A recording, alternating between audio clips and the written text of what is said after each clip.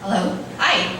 Hi everyone, good morning. My name is Lisa Hu. I am the founder of Lux and Nyx. So, what exactly is Lux and Nyx? We are a handbag company that is couture meets function and eco-positive.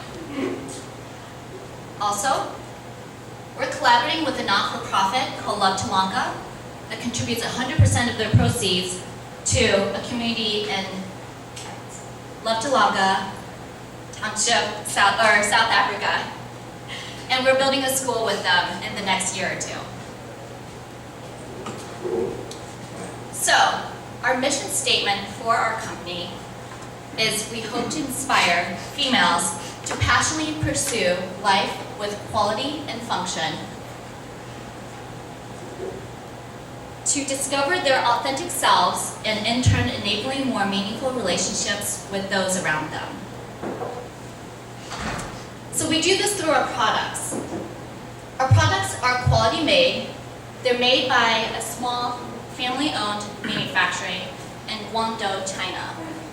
And that is the home to the tech world and the manufacturing to iPhones. That is also the handbag mecca of the world. In addition, we choose materials that are quality premium to the touch as well as durable. And from a function perspective, we ensure that our products are versatile as well as they're low maintenance. And in addition, we help females serve a function in society with our total social impact company, which to us, that means not only do we care about the customers, we care about driving the economy, we care about using products that are eco-considerate, as well as propelling education, hence Love to Lanka building a school in South Africa. So why?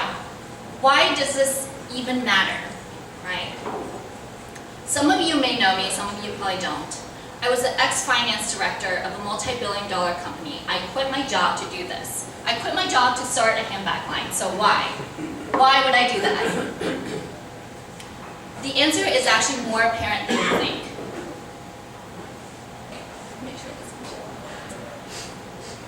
The female population represents 50% of the US. We have 56% of the population on campuses, and we represent 47% of the workforce. However, the number of female CEOs in the top 500, Fortune 500 is only 6.2%. That said, that is 50% more than the year prior. So according to Fortune magazine, they predict in 2040, 30% of the world's 2,500 top companies will have female CEOs. That's drastically different from the 6.2%. In addition, you can see that it's not just in business that there is this trend. It's common among management and government, as well as college presidents. So, what does this mean? A growing population that's going to be super busy and want to be super productive. And that's where Lux and Nyx comes in. We are here to create products that are going to help them be more productive and thereby having more time to spend with those that are meaningful to them around them.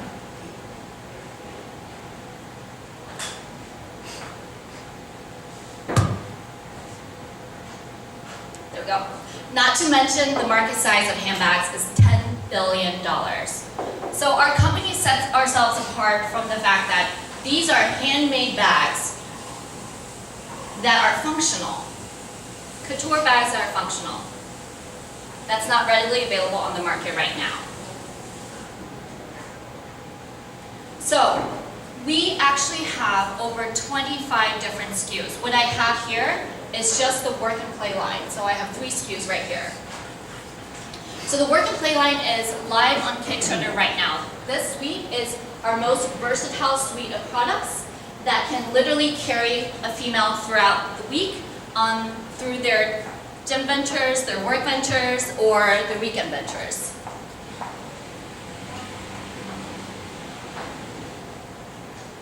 But we also have a whole line called the Inspire Couture line.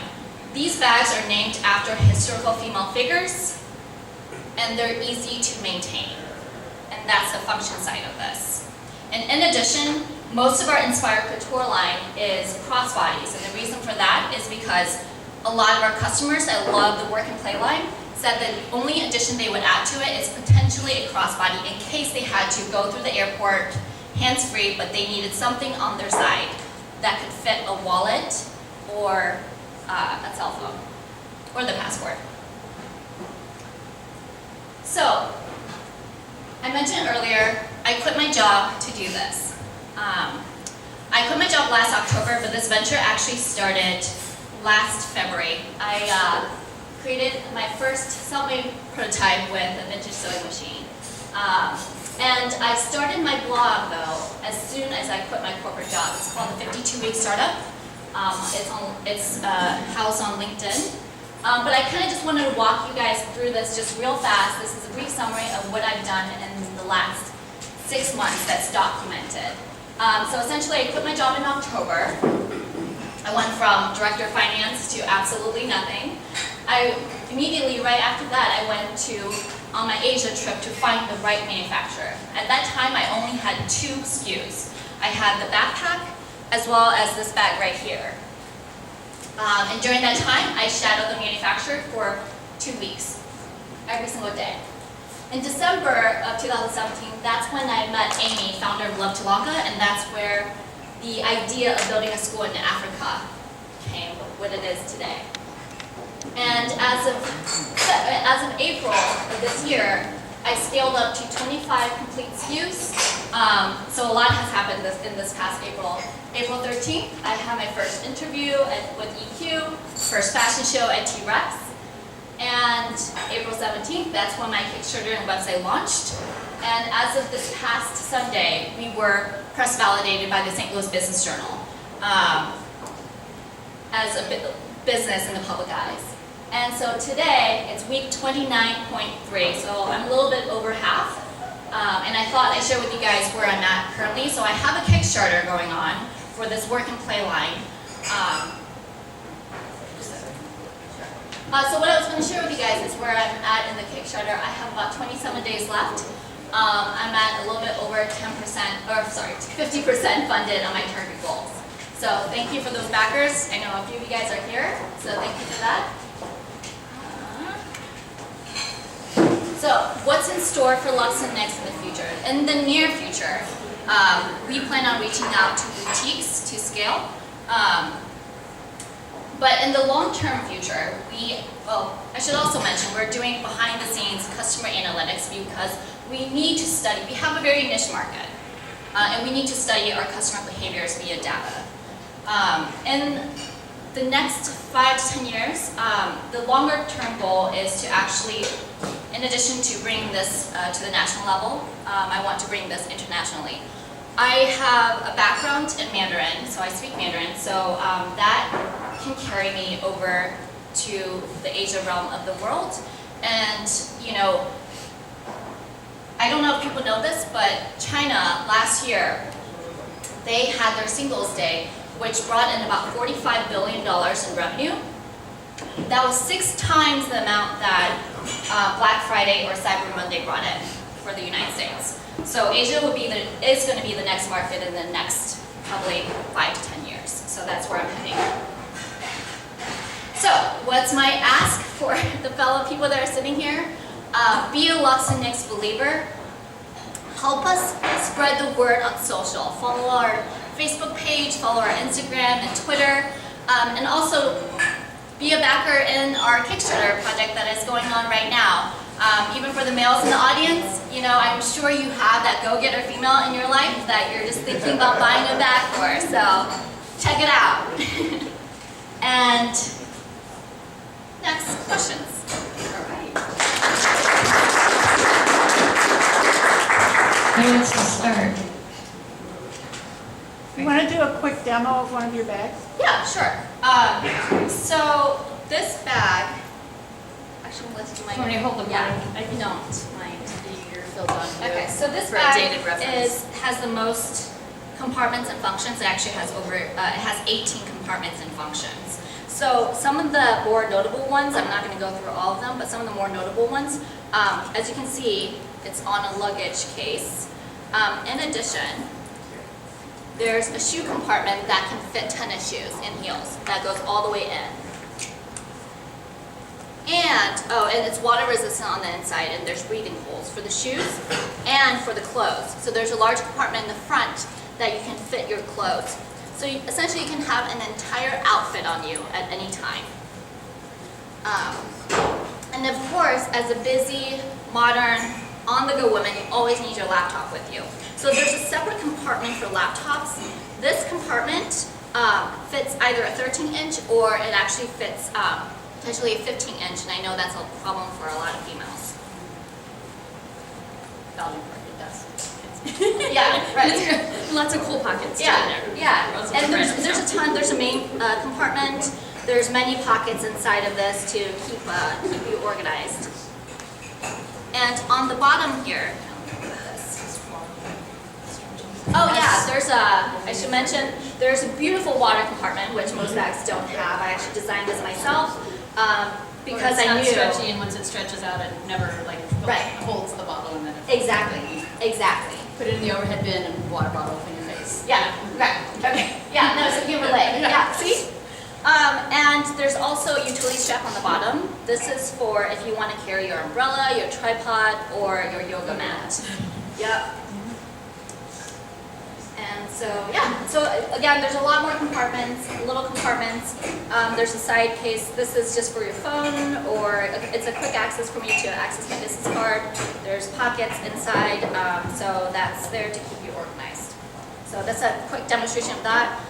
But these bags all have over 10 compartments and functions, so. And after Q&A, they'll be up here and people can come and look. Yeah, at you it. can Great. definitely feel free Okay. to. All right, questions? Leave her enough microphone. Huh? Leave her a mic. Hey Lisa, A power. are they all made from the same material? And can you describe them? Yeah, sure. So we specialize in this material called freedom fiber. It is eco right now. So we are an eco-considerate company. So we are looking into how to make all of our materials. So this is freedom fiber. This is luxury nylon. We're looking into starting with the inside lining to make it out of recycled bottles. And then just moving each step. I was actually speaking with a supplier yesterday. There is a way, and I need to do more research, there is a way to upcycle leather and blend it with the microfiber. So it's highly durable. It is, right now, it is a vegan product.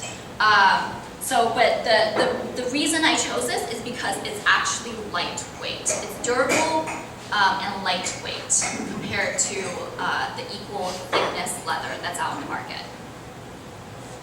What are you going to do with that $20,000 right here? What's your Kickstarter?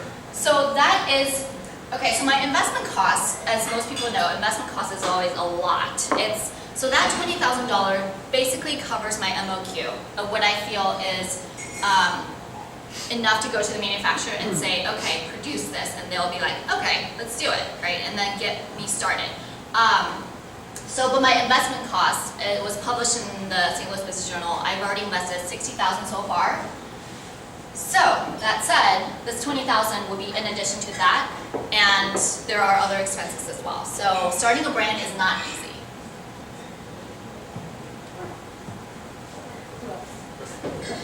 Okay. What's the genesis of your name? Lux and Nyx. It's Greek for light and night. And so it's a representation of time changes or life I was changes. guessing that. Yeah, It's Greek to me. Oh. Greek in America, that's what I can say. Yeah. Hey, you said your crossbody was easy to maintain. What did you mean by that? So this material is water resistant and it's dirt resistant. I actually have, if you look at the Kickstarter, there's actually, I did a GIF of me pouring water on it and pouring dirt on it and wiping it with a towel. Yeah, on one of the Inspired Couture line bags. Other questions? So, obviously you make money by selling your products, so what are your different price points and sort of what's your target customer, or sort of where do you see yourself fitting into the crowded space of handbags? So we are luxury, but we are cheaper than what you see in terms of the high end. So I've actually spoke with some friends that own like Prada bags and other high-end bags, and for a backpack like this, it would easily run in the thousands, and it's not as functional. And so this bag retails for $640, but right now on Kickstarter, I'm literally just trying to get the word out and trying to get a mass quantity where I can start producing it, so it's at break even. At early bird is $320. Could you explain your market? You touched on it, but if you kind of talk, in a big picture and down the road, what is your marketing campaign? Because most retail lines are marketing companies to some extent. What is my marketing campaign? Yeah. What are you planning? Besides after the Kickstarter, how do you plan on marketing this? Yeah. So, Distribution, too. good question. Good question. So we just launched about 2 weeks ago. And so we're doing a lot of our customer analytics right now as we speak, because we have a Facebook marketing campaign going on in the background. And we're trying to figure out what are some of the features that really get our customers, what are some of the words that really get our customers. So I think marketing is always a constant fluctuation. So from a distribution standpoint, I am planning on going out and reaching out to boutiques this month, and kind of understanding what their needs are, how do I position myself. But it will be in stores that have products in the price point along the same line to start off with. And I know, some people are probably like, well, how is this a viable business market, or how is this a viable business? Because building a brand is kind of a long-term game plan. And so another avenue that I'm exploring right now is private labeling. And that would be a completely different suite of products than what I have right now. Like boutiques, do they typically buy directly from the producer? without the mic. Yeah, I know, okay. Do the boutiques typically buy directly from the manufacturer vendor like you, or are there distribution intermediaries that you might go through? Because, there's a whole lot of boutiques just in any metro area that might carry you. Correct. So for boutiques, they are running a business. They're busy. They're not going to have time to create their own line of products, right? So what I'm offering is a product that is already created. For the most part, that's what they do. Should they want, like I said, that's why I'm exploring the private labeling. Should they want their own suite of products, they probably don't want to go through the R&D. And R&D for this bag took me a year to make. So if I'm offering two basically sets of choices for them, the Lux and Nyx brand, or I will specially design a line just for the private label. Well, will you be going out, or your salespeople, or will I you will work be. through reps, or what's the long-term plan? I will be. I plan on going to boutiques nationwide to co-calling them to start off with, and then visiting them personally, because I think you make the most impact as the founder of the company when you're trying to tell people what your value proposition is. So if you're going to China, in the East first, have you looked up, who are the big social media influencers there? Because that's usually the first way in, especially in China, where you have 1.4 billion people now, right? Yeah, so I'm not focused on that region just yet, but I agree with you. Influencers are the way to go there right now. I'm trying to build the brand in America. People tend to forget that as an American brand, we actually have, the brand carries far. And a lot of times we say, oh, well, we want a European brand. But an American brand is solid outside of the US. We just think outwards. We want the grass is greener on the other side of the US, but we forget that internationally American brands carry very far.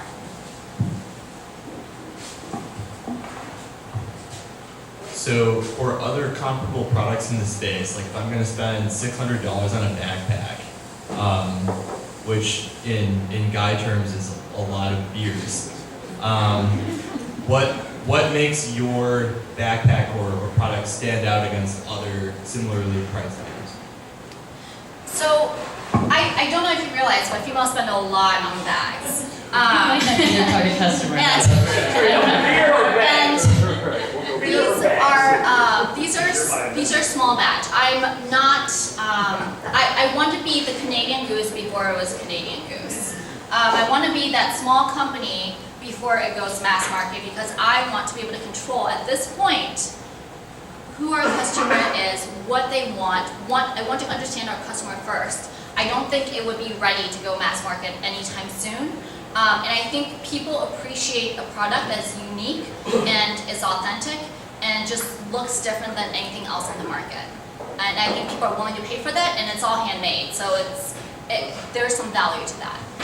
So how much are you using in your marketing the social consciousness side, either the eco-positive as you described, or the benefit of education in people that in areas that need education? I think, do you feel like that's a big part of your customer, someone that's looking for social conscious? So, no. So it is what I should say is what draws people in is the functionality and the look of the product. I think that's generally what happens. And then people can find out more about the company. Like, okay, hey, like not only do I get a really cool bag, it's also not soulless, right? There's a story behind it. There's a meaning behind it.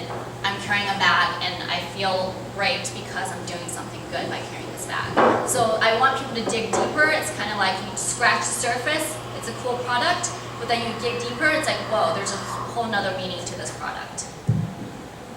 So I'm a little bit concerned with your pricing strategy.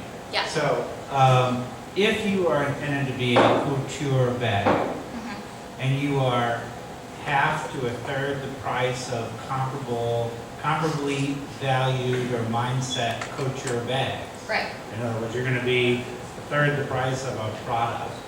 Then are you going to be perceived in the As luxury. marketplace as actually a comparable couture bag?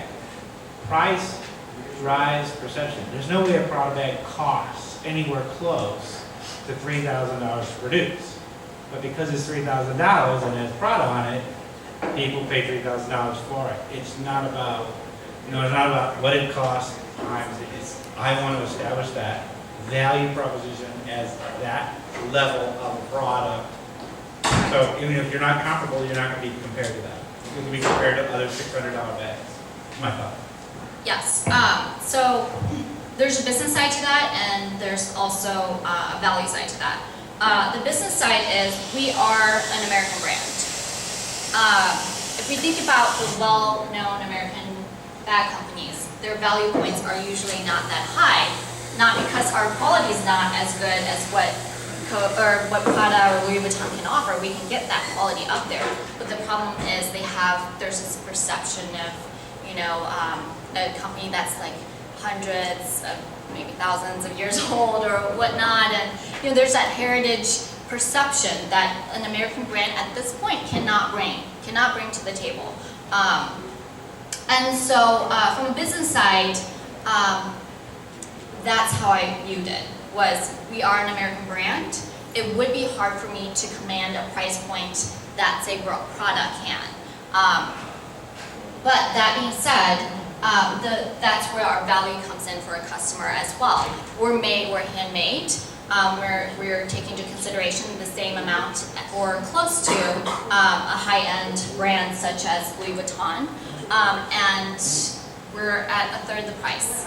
And I should also mention that there is, interesting enough, there's a trend right now that's like this, even a bag that's $600 is considered luxury in the modern day because millennials aren't willing to spend as much. So a $600 bag is considered nice. And considering my market, who is this go-getter female that's just trying to juggle her life and trying to climb the corporate world, she needs a bag that's just different than what other people has, that not everyone will buy. But at the same time, when someone sees it, they're like, oh, you just spent $600 on a bag. Okay, the couture, the designer line, luxury line, hinges on the designer part of it. So if you got any kind of press about your design capabilities, here's a financial person with an art background, Yeah, or something that's going to push it into the luxury cool area as Yeah. opposed, because once you start talking about price, once you start talking about functionality, those aren't the top things that people are paying top dollar for. They're paying for design, they're paying for cachet, they're paying for the cool factor that nobody else can find this. correct. And so that's where my work and play line is supposed to come in. My Zoe backpack has been, I showed it to the St. Louis Fashion Fund, and they said that it is the world's most luxurious backpack with function. So it's St. Louis-based opinion, but if you look on the market and try to find something that is comparable, you won't find it. So that's my way to that's why I'm leading with it. All right, other questions for Lisa? Okay, well, thank you so much for coming today.